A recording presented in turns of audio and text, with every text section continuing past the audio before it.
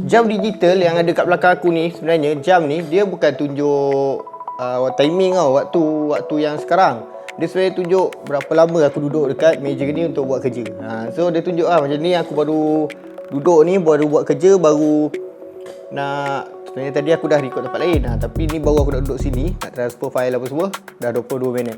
Kalau ikutkan sekarang waktu 12.43. So jam ni jam digital, jadi senang sebenarnya jam ni. Dia boleh, aku guna bateri boleh, guna plug boleh. Kalau macam ni aku guna plug tapi gelap Okay, so sebab tu aku letak jam ni nampak dia balik semula ke 0.00.